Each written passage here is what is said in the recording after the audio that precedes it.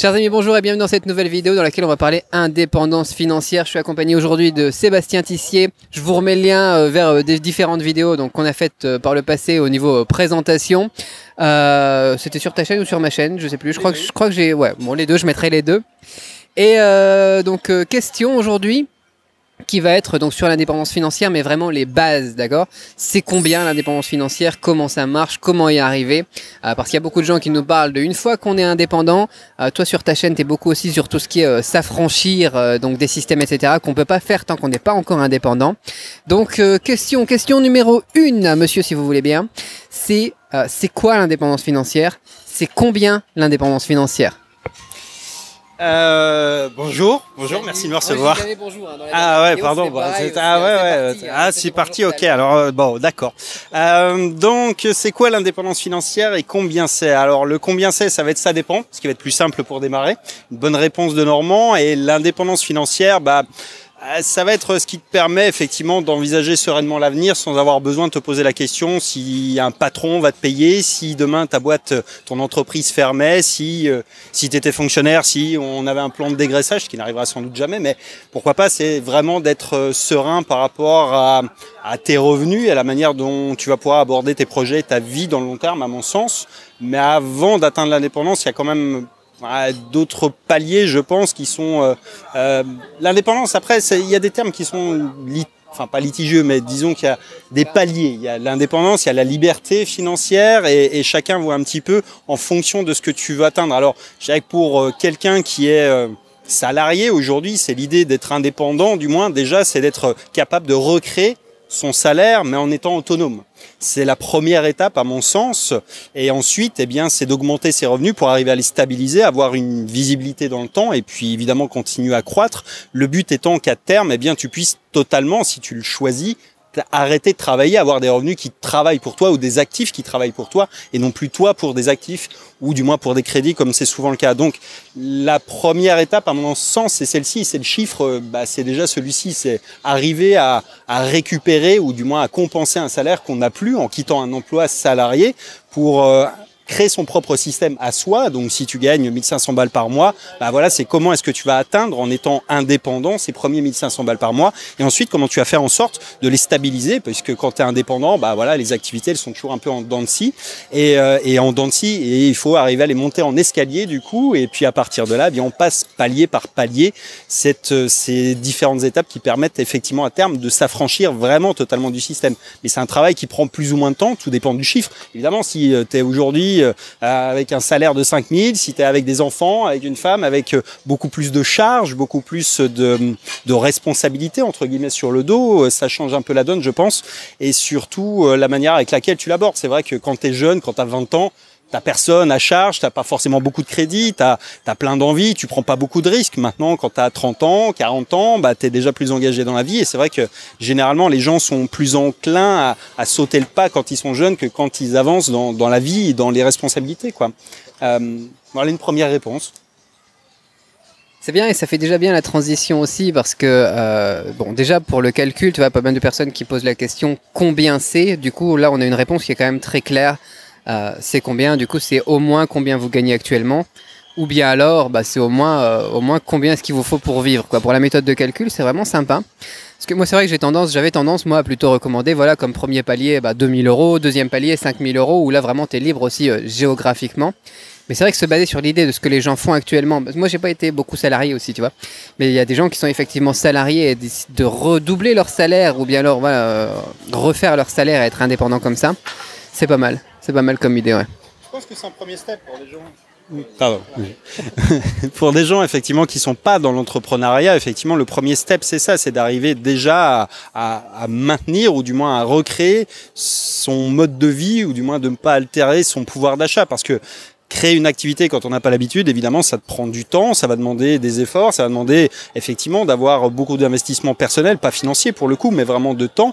Et il faut effectivement déjà arriver à ce premier niveau. Après, encore une fois, le 5000, etc., il est variable, ça dépend des gens. La liberté géographique, tu peux l'avoir à contrario à moins cher, c'est-à-dire c'est souvent, même en dessous de ça, il y a des gens qui partent en Asie avec 1000 balles par exemple, parce que c'est moins cher, tu peux mieux vivre avec 1000 balles ici qu'en étant en France. Donc, c'est encore une fois, ça dépend si tu es marié, si tu as des enfants ou si tu es célibataire. Quelqu'un qui a 20 ans, avec 1000 balles en Thaïlande, par exemple, il vit très bien. Tu vas à Chiang Mai, tu peux trouver un appart pour 100 balles par mois. Alors évidemment, tu n'auras pas un 5 étoiles, tu n'auras pas un cadre comme ici. Mais il y a des gens qui le font. À Chiang Mai, c'est extrêmement réputé pour ça. Mais en Malaisie, à Bali, tu as plein de destinations en Asie spécifiquement. On peut vivre pour beaucoup moins cher qu'en France. Et donc, du coup, finalement, faire un petit... pas sacrifice, mais une petite régression sur cette partie-là pour pouvoir en plus s'isoler ou du moins sortir du système français et s'immerger dans un univers qui est plus séduisant ou du moins qui est plus entouré d'entrepreneurs. Par exemple, il y a plein de gens qui le font aussi comme ça, qui partent un peu en mode je pars à la découverte. Il y a des gens qu'on a rencontrés d'ailleurs quand on avait fait Mafia Pattaya qui avaient fait un peu cette idée-là de partir vraiment pour couper les ponts et puis se mettre à fond dans leur projet et de rencontrer des gens qui sont dans la même dynamique. Le problème aussi, quand tu cherches à atteindre un objectif et qu'autour de toi, eh bien, tu as des gens qui sont pas dans cette logique-là, c'est qu'on t'aide pas, quoi. C'est-à-dire que tu dois non seulement te battre pour arriver à ton objectif, mais en plus essayer de convaincre les autres que c'est pas une erreur de pas prendre un boulot salarié, que t'es pas en train de faire une connerie, de gâcher ta vie, etc. Et donc, parfois, c'est pas totalement inconsidéré de se barrer totalement et puis de se mettre un peu dans sa bulle et de faire ce qu'on a envie de faire ou besoin de faire pour atteindre ou du moins tester un peu cet objectif-là. Tout à fait. Alors, ça fait 2 fois que tu évoques quelque chose d'intéressant, c'est le temps qu'il faut justement. Tu dis la difficulté, ça va être le temps pour mettre tout ça en place. Et moi, j'ai justement souvent la question, Cédric, combien de temps il me faut pour être indépendant financièrement? Quelle réponse tu donnerais à cette question? Je sais que c'est une question un peu complexe, mais comment est-ce que tu répondrais aux gens qui te disent combien de temps il me faut pour être indépendant financièrement? Non, super simple. Super, ça dépend. En fait, ça dépend essentiellement d'un facteur. C'est-à-dire que, à moi, si tu me demandes combien de temps ça va me prendre pour recréer un business qui fait 5000 balles par mois, je peux te le dire. Je sais combien de temps ça va me prendre à peu près.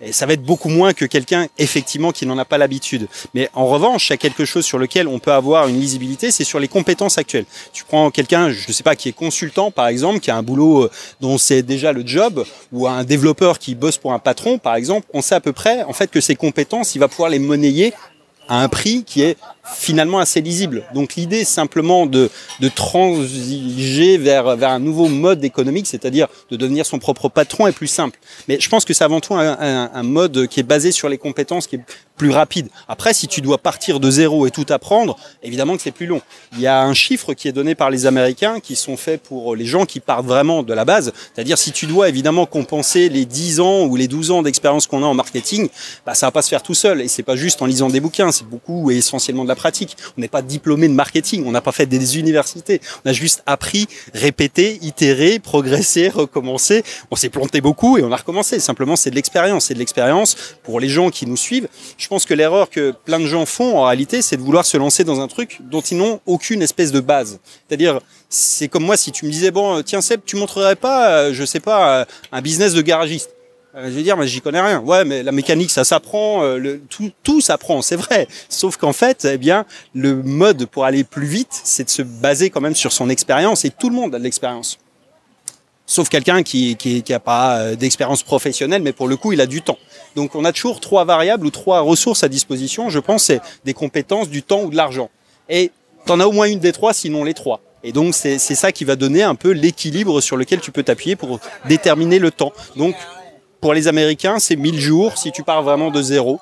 Et si tu es appliqué, alors évidemment, 1000 jours, ça veut dire si tu fais ton travail, si tu répètes, etc. Oui, c'est un truc qui est très finalement basé sur l'apprentissage, un peu comme apprendre à marcher. Va falloir tomber, va falloir se relever, va falloir recommencer, va falloir passer par des phases un peu comme ça. Et puis oui, c'est à peu près. Alors il y a des gens qui peuvent aller plus vite, évidemment. Il y a des gens qui vont aller moins vite aussi. Mais une norme, c'est à peu près ça qui est avancé. Moi, je pense que pour des gens qui ont déjà une expérience professionnelle qui est monnayable, qui est monétisable, ça peut être l'affaire de quelques mois. 6 mois, 1 an, par exemple, ça me semble possible. Tu vois, par exemple, si je prends mon cas de figure à moi, si je devais aujourd'hui me lancer, je ferais pas la même chose. C'est-à-dire que je capitaliserais plus sur mes compétences que j'avais initialement. C'est-à-dire, moi, j'ai une boîte de télémarketing. Je pratique toujours beaucoup de Skype, de téléphone, d'audio.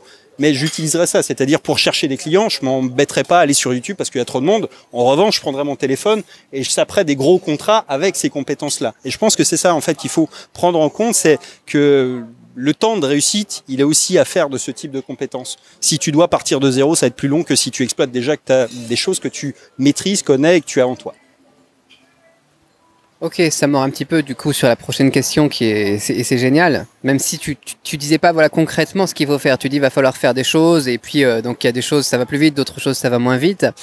La question que j'ai aussi donc souvent c'est concrètement par quoi je commence. Supposons par exemple dans un premier cas de figure quelqu'un qui a déjà des compétences, tu vois au niveau je sais pas fitness, au niveau je sais pas import-export ou des choses comme ça ou garagiste, d'accord? J'ai des compétences déjà. Par quoi est-ce que je commence concrètement pour me lancer dans cette aventure? Alors, moi je dirais que pour ça, la plupart des gens qui n'ont jamais côtoyé l'entrepreneuriat ont une idée un peu erronée du truc. C'est-à-dire que souvent on pense qu'il faut faire le meilleur produit, avoir une idée géniale, un machin. Entrepreneur, c'est juste de la vente. Ça veut dire qu'en fait, la principale chose qu'on doit faire et la première des choses qu'on doit faire quand on rentre sur un secteur d'activité où on doit en plus gagner de l'argent par soi-même, ça va être de vendre. Donc la première des choses, c'est déjà de trouver une offre, de créer une offre. Ça ne veut pas dire d'avoir un produit, d'avoir quelque chose qui est fini. J'ai fait un lancement sur un produit qui n'existait pas il y a 10 jours, c'est-à-dire j'ai fait une offre à des gens. J'aurais proposé de profiter de mon expérience dans l'expatriation et puis de faire une formation pour les accompagner à réaliser la même chose. Pour autant, je suis pas diplômé d'expatriation, j'ai pas de quoi que ce soit particulier, j'ai même pas créé de produit, j'ai juste proposé aux gens de construire une formation avec eux, un accompagnement, et ils ont payé pour ça. Donc la réalité pragmatique, et c'est, je pense, l'erreur principale que font les gens, c'est ça, c'est de pas se mettre tout de suite à la vente. Moi, je viens de l'entreprise réelle, et moi, le premier truc que j'ai fait quand j'ai ouvert une boîte, on m'a dit dans 90 jours, faut payer des trucs là. Et donc, en fait, quand tu pars avec cette mécanique-là, tu as toujours une épée de Damoclès sur la tête qui fait que tu es obligé de penser à la vente. Et c'est vrai que penser à la vente d'abord, c'est ça. Donc pour quelqu'un qui serait garagiste, bah, ça va être de trouver quelque chose à vendre. Quelque chose à vendre, ça veut pas dire une pièce, ça veut dire simplement peut-être, je sais pas, une formation, peut-être un coaching, peut-être expliquer à des particuliers comment ils peuvent faire pour entretenir leur bagnole et éviter de passer chez le garagiste.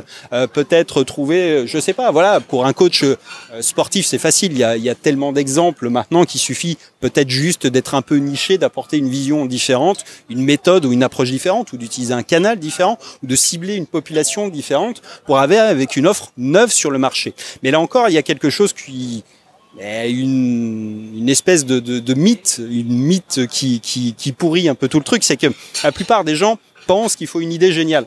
Mais c'est tout, sauf une bonne idée en fait, parce que les idées géniales, ça n'existe pas. Et si c'était vraiment la réalité, il y aurait que des startups licornes qui font des milliards. Or, on s'aperçoit que les idées, en fait, c'est pas ça qui compte, c'est l'exécution, c'est-à-dire la capacité à concrétiser une idée et transformer une idée en fait en argent sonnant et trébuchant. Et ça passe par de la vente. Et le meilleur moyen pour vendre quelque chose, c'est de vendre une solution à un problème. Donc, une solution à un problème pour quelqu'un qui serait coach fitness, c'est comment perdre du gras, comment avoir des pectoraux bien saillants, comment quand on vient d'accoucher pour une femme, voilà, retrouver sa ligne d'avant, comment est-ce qu'on fait des plans d'alimentation pour, quand on est entrepreneur, avoir un niveau d'énergie qui est constant du matin jusqu'au soir, éviter les petites sucreries du matin au petit-déj, par exemple, ce type de choses. Si on était garagiste, ça pourrait être voilà une petite formation pour, je sais pas, tuner sa bagnole, par exemple. Ça existe peut-être, j'en sais rien, je suis pas expert dans le truc, mais il y a 1000 problèmes que les gens cherchent toujours à résoudre, et pour les trouver, c'est assez simple finalement.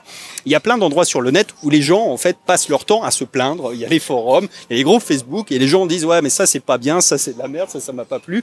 Il y a les commentaires de bouquins sur Amazon où les gens disent ce bouquin il était bien parce que dedans on m'a expliqué ça, ou alors dedans il manquait ça. Et en fait toutes ces informations là, c'est juste des gens qui sont à la recherche d'une solution pour un problème, et plus le problème est douloureux, urgent et reconnu par la personne, et plus c'est quelque chose qui est facile à vendre. En gros, si Cédric était sur le marché du célibat, s'il devenait célibataire et ils doivent rechercher une nouvelle compagne, et ils se diraient que peut-être il faut qu'il bosse son physique, et donc tu me demandes des exemples. C'est toi qui as choisi coach fitness. C'est vrai. Donc voilà, il serait forcément dans une situation, il se dirait ouais effectivement il faut que je prenne ça en main. Et on a des gens voilà qui sont, par exemple, le cas extrême, c'est quelqu'un qui doit arrêter de fumer parce qu'il a un problème de santé. On a tout ça en fait à disposition. Il y a plein de marchés sur lesquels les gens, encore une fois, cherchent des solutions, et les solutions c'est des opportunités simplement de business en réalité. Ok, voilà, c'est bien, c'est une bonne réponse bien concrète, comme j'attendais. Du coup, la compétence à avoir tout de suite, ça va être formuler une offre et apprendre à la proposer aussi au public, quoi. Du coup, faut se former là-dessus. Comment est-ce que tu expliques aux gens ou est-ce que tu leur dis juste, bah tiens, allez proposer ça à vos amis, à vos relations, etc. Cette truc, voilà, sans vraiment formatage particulier, ou est-ce que tu leur dis, voilà, il faut vraiment respecter quelque chose de précis au niveau de la proposition de l'offre et puis apprendre à vendre, apprendre à se vendre au final? J'ai toujours, moi, une préférence pour l'expérience plutôt que finalement un peu la théorie. Parce que si tu prends, en fait, le problème aujourd'hui d'Internet, c'est que de l'information, on en a trop à disposition. Et spécifiquement pour des gens qui débutent, tu prends une vidéo, on va dire, alors, faut faire un lancement avec un webinaire, puis ensuite une séquence de mails et un machin.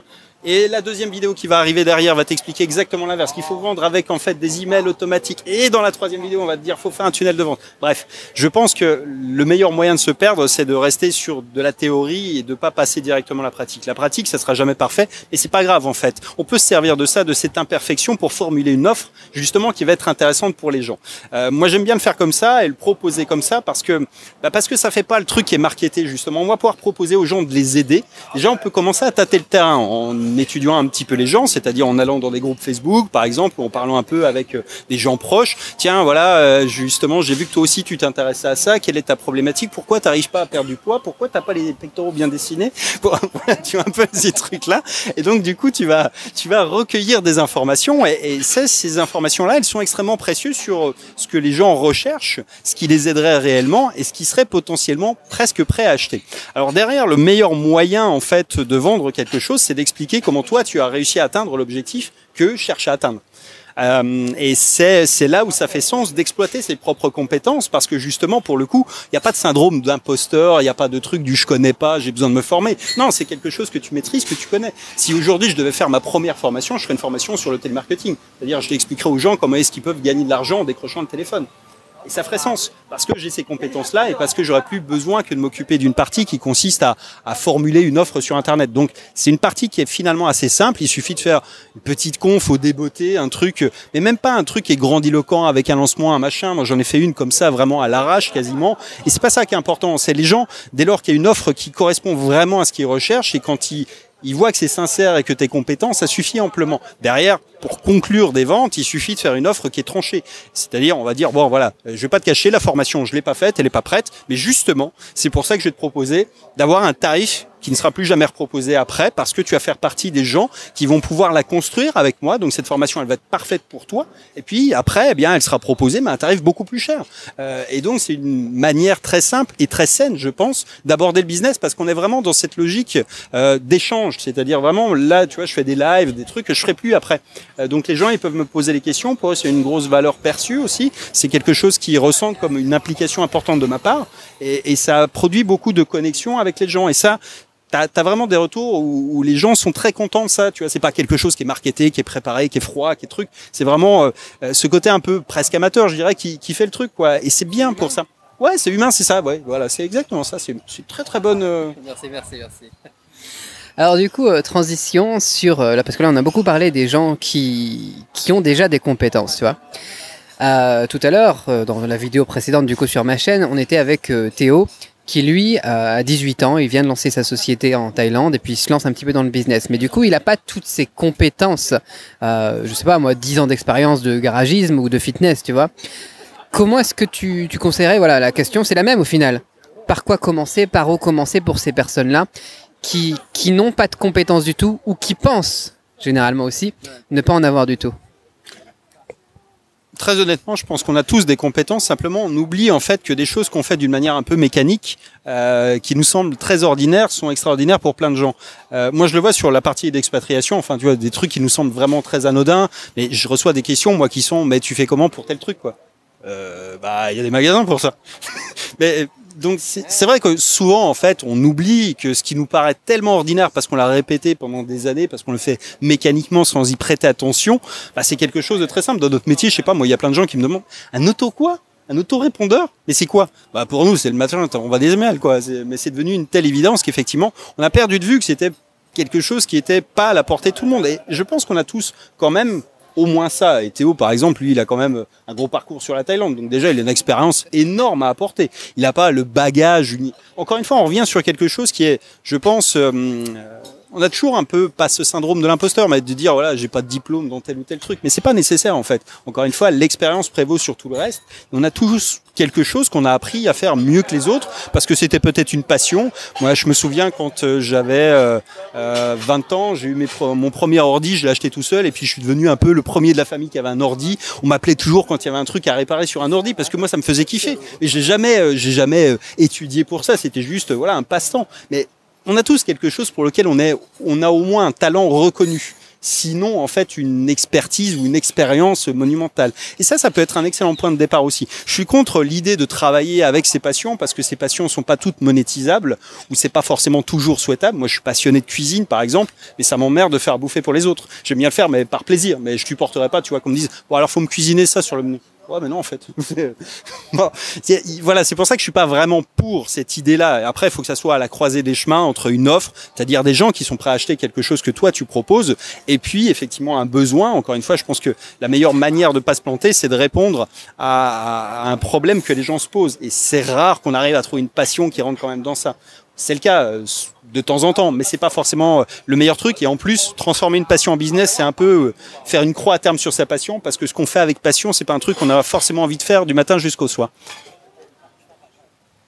Ah ok, moi quand j'étais plus jeune aussi, tu vois, à 12-13 ans, je créais des premiers sites web, tu vois, et j'étais devenu un petit peu le gars informatique, tu vois, au lycée, en début d'université, et à chaque fois, au final, tu te rends compte que les gens, ils viennent vers toi, tu vois, les gens, ils se disent, je connais rien, je sais rien faire, en fait, il faut leur poser la question, pourquoi est-ce qu'il y a des gens qui viennent te voir? Tu vois, ils te posent des questions sur quoi? Par exemple, je sais pas moi, si je dois faire un truc de tricot, bah, je vais voir ma grand-mère, quoi, tu vois. Elle a son expertise là-dedans. Si quelqu'un veut faire un site web, bah, il vient me voir, tu vois, parce que j'ai mon expertise là-dedans. Et ensuite, on peut coupler ça avec ce que tu disais tout à l'heure, aller voir sur les forums, tu vois, par exemple, tout ce qui est santé aussi, tu vas sur Doctissimo, par exemple, c'est énorme, quoi. Sur les groupes Facebook, etc. Et voir tout simplement de quoi les gens se plaignent dans cette thématique et proposer quelque chose qui est adapté. Et au final, tu te rends compte que qu'il y a de la demande, quoi. Et là, tu proposes une offre, un produit, quelque chose qui est intéressant et tu sais que derrière, c'est éventuellement monétisable. Qu'est-ce qu'on t'en pense de cette manière de faire pour vraiment les grands débutants? Et je pense surtout aux jeunes. Ouais, je vais peut-être même rajouter un petit truc qu'on n'avait pas forcément évoqué, mais tu vois, les gens se posent la question du business model aussi souvent, et je pense que c'est une erreur, parce que, par exemple, si on prenait, je sais pas, le mal de dos, sur ce business-là, on pourrait faire une formation, expliquer comment, voilà, tu prends de bonnes postures, tu pourrais faire du coaching, expliquer, enfin suivre quelqu'un du matin jusqu'au soir pour corriger sa posture, tu pourrais lui vendre des objets physiques, et en fait, tu répondrais toujours au même problème, mais d'une manière différente. Et je pense que, d'ailleurs, tu pourrais vendre des produits en affiliation, des formations, etc. Donc, on voit que le business model, il est finalement pas si important que ça, si tu as bien compris les besoins, les problèmes, les solutions qu'on peut proposer à un problème donné que se posent les gens. Et encore une fois, c'est un truc qui est vachement intéressant, je pense. Il n'y a pas de truc qui est antinomique, c'est pas l'e-commerce ou la formation ou le coaching. Tu peux tout faire au sein du même truc dès lors que tu es reconnu et compétent dans un domaine. C'est-à-dire qu'un plaquiste, tu te poses pas la question de savoir si il touche une affiliation sur les plaques de placo qu'il vient de faire chez toi et si voilà, il a pas enseigné à un étudiant avant. C'est pareil, c'est en fait, si tu es compétent pour trouver les bons produits, pour proposer des solutions, que ça soit la formation, que ça soit du coaching, du consulting, peu importe en fait, toujours. Mais effectivement, ouais, c'est une bonne manière, une excellente manière, je pense, de fonctionner. Du moins, c'est celle qui produit des résultats qui sont pratiquement scientifiques. C'est-à-dire, s'il y a un problème identifié, s'il y a un besoin et si tu as une offre qui est calée après, avec un budget, évidemment, qui correspond aux lois du marché, parce qu'il y a quand même des règles malgré tout. C'est-à-dire qu'il y a des secteurs d'activité qui réagissent pas aux mêmes gammes de prix. Mais hormis ça, c'est quelque chose qui est scientifiquement programmable, quoi, quasiment. Ok, tu parlais tout à l'heure aussi du syndrome de l'imposteur. Moi, quelque chose que j'aime bien aussi, encore pour les jeunes ou les gens qui débutent et qui continuent aussi à progresser en même temps qu'ils enseignent aux autres, qui partagent leurs connaissances, qu'ils encaissent de l'argent. Qu'est-ce que tu penses du business model qui est de dire, un petit peu honnêtement, de dire que voilà, je suis en train d'apprendre. Je pense aussi à quelqu'un qui faisait un blog sur la photo, tu vois, il y a quelques années. De dire, je suis en train d'apprendre aussi en même temps que vous, tu vois, être leader d'une communauté, mais leur expliquer tout simplement, voilà, moi aussi je suis en train d'apprendre en même temps que vous, je suis en train de découvrir ça, etc. Et à côté, proposer tout de même des produits à vendre. Qu'est-ce que tu penses de ça? Je sais plus c'est quoi son nom, mais je le remettrai dans la description. Ouais, je vois aussi, ouais. Non, c'est une bonne idée, c'est une bonne idée. Alors, le truc, c'est que peut-être pas vendre tout de suite en revanche, mais tu peux au moins fidéliser la communauté. Donc ça, c'est le deuxième aspect qui est, à mon sens, le plus important, auquel les gens passent un peu à côté, c'est-à-dire beaucoup, parce qu'il y a eu beaucoup de pubs sur Facebook avec l'e-commerce, etc. On a mis un peu en retrait, ou du moins dans certains secteurs d'activité, beaucoup en retrait, cet esprit de communauté. Mais communauté, c'est un terme qui est intéressant parce que finalement, c'est ce qui assure la pérennité des business. Et une fois qu'on est connu ou reconnu par des gens et qui en plus t'ont accordé leur confiance en achetant un produit, c'est très facile de les faire acheter à nouveau un autre produit et finalement de vivre pendant très longtemps sans avoir besoin de grosses audiences, de grosses listes, de gros chiffres. Il y a toujours cet effet un peu miroir, effectivement, pour les gens qui débutent, qui regardent des vidéos en disant, oh, mais toi, tu fais 500 vues, 1000 vues sur ton truc et tu fais de l'argent. Oui, et on en fait plus que des gens qui font 1 million de vues. Et c'est juste en fait parce qu'on a des offres et parce qu'on a compris les modèles de monétisation qui sont avancés. C'est pas avec de la pub effectivement. Et les communautés servent à ça, et ce qui sert à créer de la connexion et surtout à fidéliser les gens beaucoup, à transformer finalement à l'ère des réseaux sociaux des inconnus en amis et des amis en clients et à poursuivre cette boucle. Donc l'idée d'être le débutant un peu leader, effectivement, ça fait partie de cette vision-là qui est intéressante parce que les gens vont s'identifier assez fortement à toi. Après, ça peut être un frein peut-être au départ pour vendre la première formation, mais très vite, il faut quand même être capable de transitionner vers de la vente. Mais je pense que c'est un bon moyen, effectivement, au départ, pour gommer un peu cette idée que voilà, t'es pas expert et que ça va intéresser plein de gens. Ouais, effectivement, c'est vrai aussi. Ok, alors du coup, les gens, là, ils vont pouvoir se lancer, ils vont pouvoir commencer à vendre, ils vont pouvoir commencer à encaisser, éventuellement même devenir donc indépendants financièrement, voire géographiquement. L'étape d'après, qui est celle dont tu parles beaucoup en ce moment sur ta chaîne, donc je remets le lien donc, de sa chaîne dans la description, c'est de s'affranchir maintenant du système, notamment au système français, européen, occidental. Qu'est-ce que tu entends par là? Comment est-ce qu'on s'affranchit ensuite du système? Comment est-ce qu'on en sort? Parce qu'on peut très bien vivre en Thaïlande, par exemple, et être toujours dans le système. Donc, quelle est l'étape suivante? Une fois que tu as l'indépendance financière, comment est-ce que tu utilises ça pour devenir vraiment libre? C'est beau, ça. C'est très, très beau.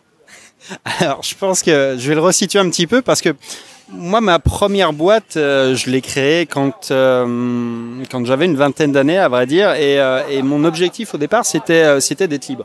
Et je me suis aperçu avec le temps, en réalité, que j'étais certes patron d'une boîte, j'avais des employés, j'avais des bureaux, j'avais des charges, je passais mon temps à taffer pour l'État, je collectais de la TVA, je faisais des déclarations de salariés, des trucs. Bref, j'étais pas libre en réalité, j'étais quasiment plus maltraité qu'un salarié dans le sens quand t'as une petite boîte, on te met beaucoup de pression, beaucoup de voilà, pression financière, de pression sur les règlements, sur les trucs, enfin bref, de paperasse, de plein de choses. Et je me suis aperçu qu'en fait, j'étais juste un maillon d'une chaîne et que j'étais un peu comme les classes moyennes salariées. En fait, t'es la classe qu'on martèle parce que t'es prisonnier du système. En réalité, t'es prisonnier. Et tu t'aperçois qu'en fait, quand tu farfouilles un petit peu, que tu fermes une boîte, on va te bloquer un compte parce que X ou Y, même si on te dit, ouais, mais attention, t'as pas le droit, ouais, mais t'as un banquier qui va dire, ouais, c'est pas grave, je fais ce que je veux.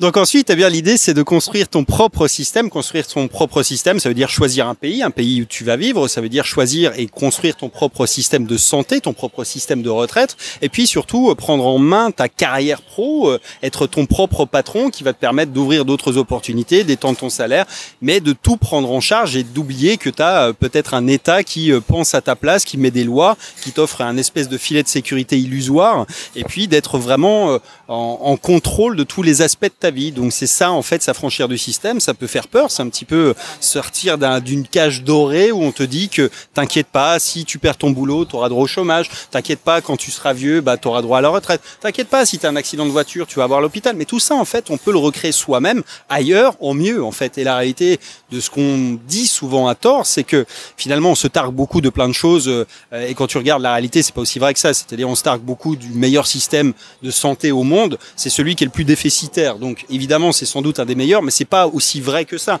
Il suffit de regarder, moi je viens d'une petite ville de Bourgogne, et la différence entre un hôpital dans une ville de 15 000 habitants en France et un hôpital prestigieux à Paris, ça n'a rien à voir en matière de soins, ça n'a rien à voir non plus en matière de scolarité, ça n'a rien à voir en matière d'équipement non plus. Et tout ça pour dire qu'en fait la pseudo-égalité, la pseudo-sécurité qu'on nous vend et que les politiques te vendent finalement pour que tu restes un bon mouton bien sage dans le système, c'est jamais qui est très illusoire. La retraite, tout le monde sait plus ou moins que c'est quand même un espèce de Ponzi qui va finir un jour ou l'autre d'autre par s'écrouler. C'est pas moi qui le dis, c'est simplement une histoire de mathématiques. C'est-à-dire quand voilà, le système il était construit à un moment où il y avait plus d'actifs que de retraités. Aujourd'hui, on arrive à peu près autant et demain il y aura plus de retraités que d'actifs. Donc on voit que c'est juste des maths. Hein. Après, il y a des solutions, mais les politiques sont pas prêts à les prendre. C'est-à-dire, on pourrait effectivement dire, ouais, il suffit de taxer les GAFA, les machins, les trucs et de prendre l'argent. Oui, sauf que personne ne le fait. Donc la réalité du truc, c'est que si tu veux que les choses changent, ne compte pas à ce que l'État ou un politique le fasse, parce qu'un politique, par essence, il va pas vouloir te satisfaire toi,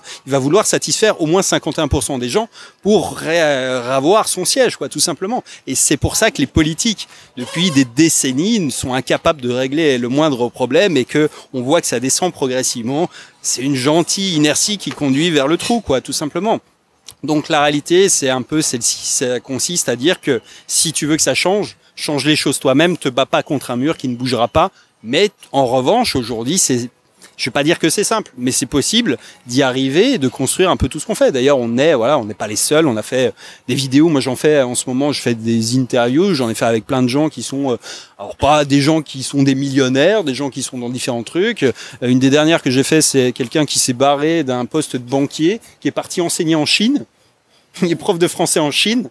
C'est rigolo. Enfin, tu vois qu'il y a plein de gens qui ont chacun leur méthode pour s'affranchir du système, mais tout le monde est parti du même constat un matin en se disant, putain, c'est pas possible, j'ai pas envie que ça dure encore pendant 10 ans, 20 ans, 30 ans. Est-ce que, tu vois, il y a tellement de gens qui passent à côté de leur vie. Je pense que c'est ça, en fait, qui est dommage, c'est que il y a un âge où, effectivement, c'est difficile de faire ce pas-là, parce qu'on se dit, bon, voilà, j'ai 50 balais, il me reste, 10 ans à tirer pour la retraite, je vais pas me barrer maintenant, faire une croix sur toutes ces années. C'est vrai que c'est compliqué.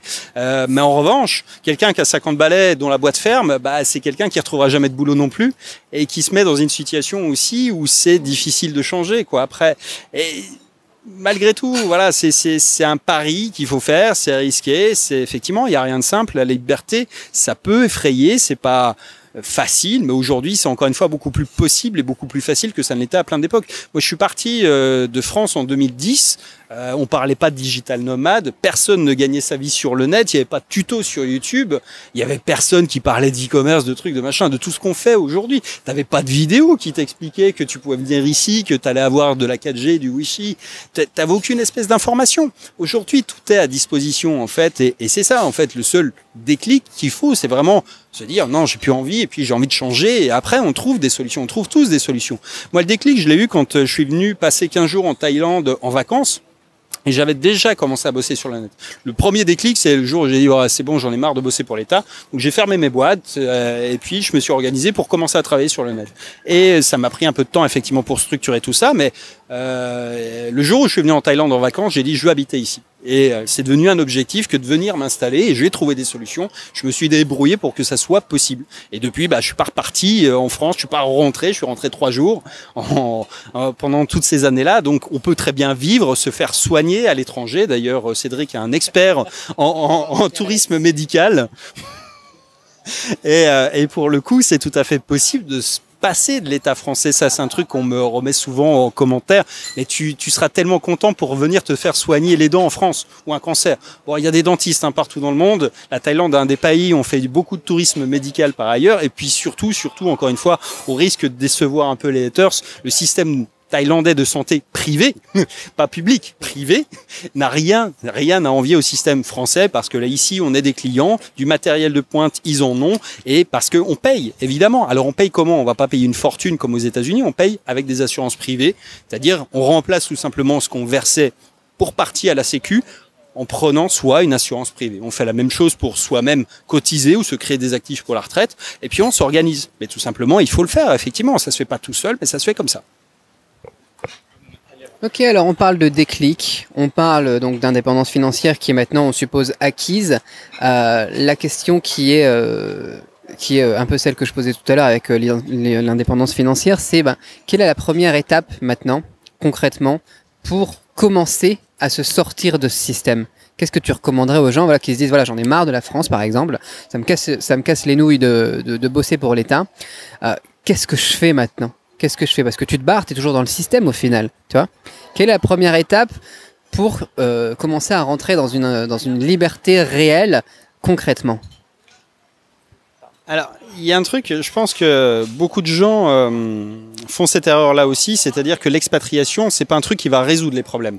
c'est un truc qui résout un problème, mais pas tous les problèmes. C'est-à-dire que si tu as des problèmes en France, si tu es quelqu'un qui est pas sociable, qui a pas d'amis, qui a pas un mauvais job, ça va pas s'arranger à l'étranger. Parce que ce qu'il faut comprendre, c'est qu'en France, on a effectivement cette notion-là où tu as toujours quelqu'un qui va t'aider. Quand tu t'affranchis du système, ça veut dire que c'est toi qui te prends en main, c'est-à-dire qu'il n'y a pas de RMI, de RSA, de trucs, d'aide, de social, de trucs, et qu'il va falloir trouver déjà, effectivement, une fois qu'on a des revenus, il va falloir trouver un pays où en fait on se sent bien aussi. C'est-à-dire que il y a plein de gens en fait qui partent en se disant ouais mais j'en ai marre de la France. Mais s'il faut en fait tu vas arriver dans un autre pays, tu auras les mêmes problèmes en pire. Parce que être pas bien dans un autre pays c'est plus compliqué, parce que t'es pas chez toi, parce que tu vas avoir encore d'autres problématiques à gérer. La partie qu'on voit c'est idyllique effectivement quand on met la mer bleue derrière, le soleil, les trucs. Mais il y a plein de gens en fait qui supportent pas de vivre à l'étranger parce que bah, t'es pas chez toi, parce que t'as le sentiment effectivement d'être un émigré pour le coup. C'est vrai, tu seras jamais un Thaï, tu prends n'importe quel autre pays, tu remplaces le pays, ça marche pareil, hein, tu peux le faire avec l'Italie. J'ai une cliente qui m'a dit, moi je suis en Italie, on me traite comme une immigrée, quoi. Ouais, bah oui, c'est normal, tu l'es, quoi. En même temps, une Française en Italie, c'est juste une Française, quoi. Et c'est exactement pareil. Il y a des contraintes, il y a des revers de la médaille, évidemment, il y a le soleil, il y a des trucs comme ça, mais ça fait pas tout. Ça veut dire qu'au quotidien, il y a des gens aussi qui sont barrés de France pour aller se foutre au milieu d'un désert pour plus payer d'impôts, ou sur une portion on se pèle pour pas payer beaucoup d'impôts aussi. Mais c'est un choix qui est pas forcément raisonnable dans le sens où c'est dicté uniquement par des considérations financières qui sont pas tenables dans le long terme. Donc il va falloir trouver un endroit où tu te sens bien. Si tu veux remplacer quelque chose, il va falloir que tu le remplaces par quelque chose de mieux. Et la première déjà idée, c'est une fois que tu as des revenus qui te permettent de dire bon je peux me barrer, je peux m'affranchir, c'est effectivement de trouver un point de chute. C'est où est-ce que tu vas aller. Tu pourrais me dire ouais je peux voyager, c'est vrai, tu pourrais avoir un peu ce schéma-là d'être un petit voyageur qui va visiter plein de pays.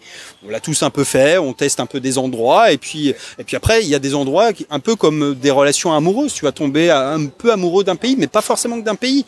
À l'intérieur d'un pays, tu as des villes qui sont très différentes. Si on prend la Thaïlande, entre Bangkok, Chiang Mai, Pattaya, Hue An, Phuket, tu vois, il y a des gens qui supportent pas l'un ou l'autre. Et puis tes désirs ils évoluent avec le temps aussi. Moi j'ai des clients qui sont en Amérique latine, ils disent ouais non l'Asie j'aime pas machin.